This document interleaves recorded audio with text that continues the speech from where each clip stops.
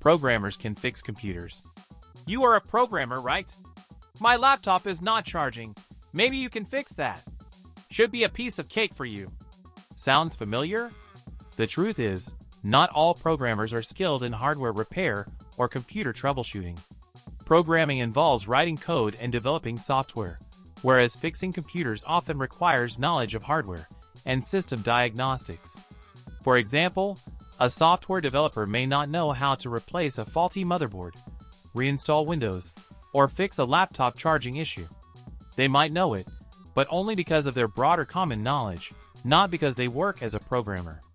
It's like assuming a race car driver can fix an engine because they drive fast. Totally different skill sets. Private browsing in incognito mode keeps you completely anonymous. Private browsing modes, such as incognito, do not make you invisible online. These modes prevent your browser from saving your history and cookies, but your internet service provider, websites, and network administrators can still track your activity. For instance, if you visit a website in incognito mode, your ISP can still see the site you access. If you want to search for a gift for your girlfriend on a family-shared PC, incognito might be a good solution to hide it, with condition that your girlfriend does not work at your ISP. However, if you plan to search for something illegal, incognito mode will give you no value. Think of it like wearing a disguise to a party. You might fool some people, but your ISP still knows you're there. Macs can't give viruses. Despite popular belief, Macs are not immune to viruses. While macOS has built-in security features, it is not invulnerable. Malware, phishing attacks, and other security threats can affect Mac users, necessitating antivirus software and vigilant online behavior. For example, the Flashback Trojan affected over 600,000 Macs in 2012, showing that Macs can be targeted by malware. The Karanger ransomware in 2016 also targeted macOS, encrypting users' files and demanding a ransom. Adware and potentially unwanted programs are common on Macs, affecting user experience by displaying ads and changing settings. Phishing attacks can steal login credentials and other sensitive information. Although macOS includes security measures like Gatekeeper and XProtect, they are not foolproof. Regular updates, robust antivirus software, and safe online practices are essential to maintaining security on a Mac. Remember, even Superman has kryptonite. You cannot game on Macs. Gaming on Mac? No way! Just get a PC for gaming! You've probably heard it multiple times. However, this myth is only partly true. While Macs are not traditionally seen as gaming machines, modern Macs with improved hardware can handle many popular games. Platforms like Steam and the increasing number of macOS-compatible titles have made gaming on Macs more viable, though the selection may still lag behind Windows PCs. Games like Fortnite and Minecraft run smoothly on newer Mac models. However, it's true that for hardcore gaming enthusiasts, a high-end gaming PC might still be the go-to choice.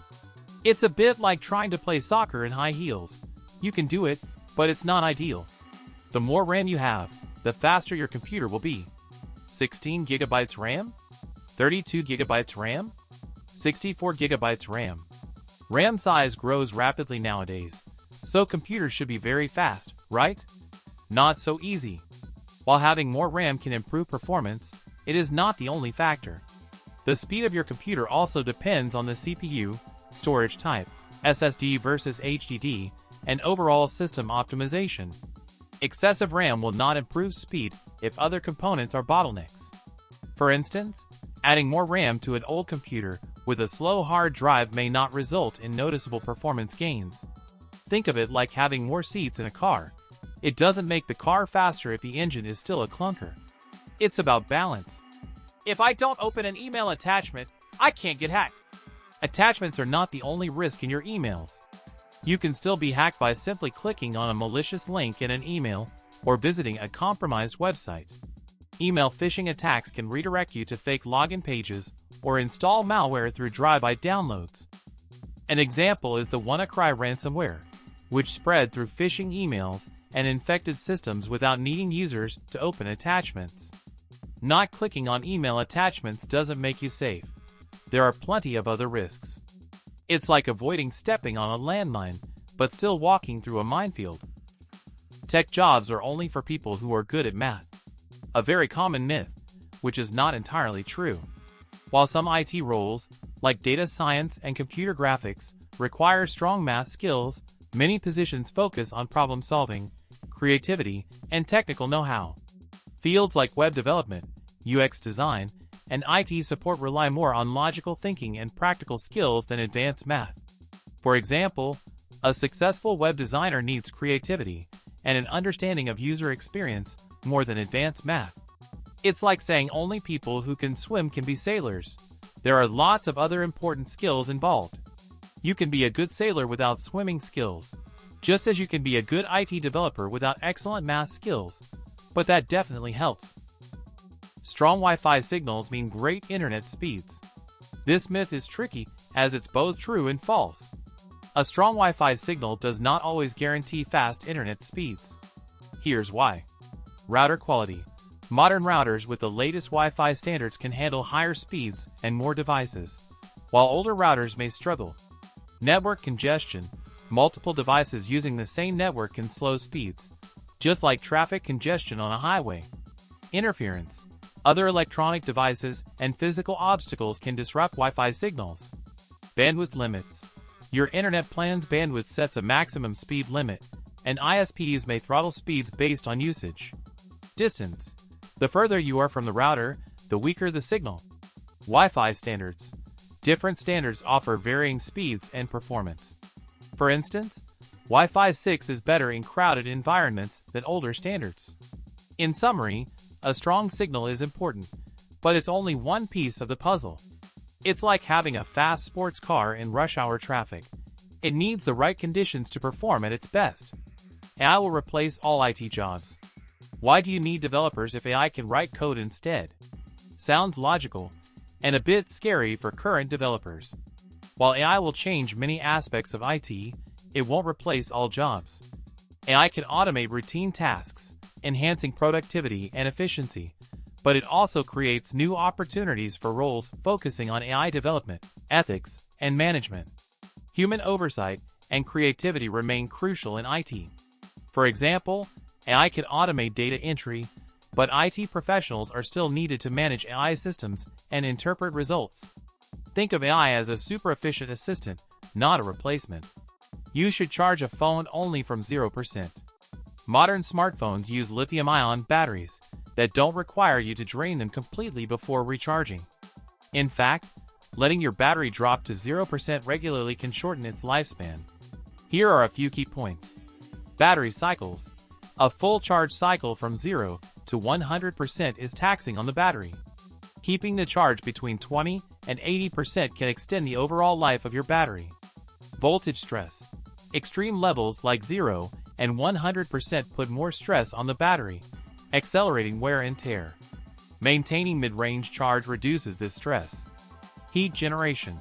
Charging from 0% generates more heat, which can damage battery cells over time.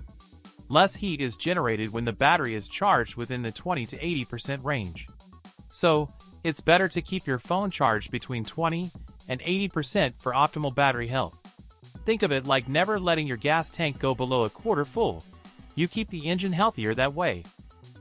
Strong passwords are enough to protect accounts. Add capital letters, numbers, and a lot of characters, and your password will be completely safe, right? Not really. While strong passwords are important, they are not foolproof. They can still be hacked and guessed using techniques like brute force attacks or spidering, as it is just a matter of time and effort. On the other hand, multi-factor authentication, MFA, provides an additional layer of security, making it harder for attackers to gain unauthorized access. Combining strong passwords with MFA is the best practice for protecting accounts. For example, even if a hacker guesses your password, they would still need a second verification step to access your account. It's like having two locks on your door, double the protection. Hackers only target big companies, not individuals. This myth is more of a self-soothing belief than reality. Many think that, I am not important enough for someone to try to hack me. In reality, hackers target businesses of all sizes and individuals. Small businesses often have less robust security measures, making them easier targets.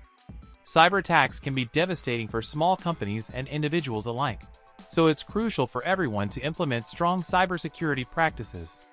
For example, a local bookstore might be targeted by ransomware demanding payment to unlock their sales system, and individuals can fall victim to identity theft and phishing scams.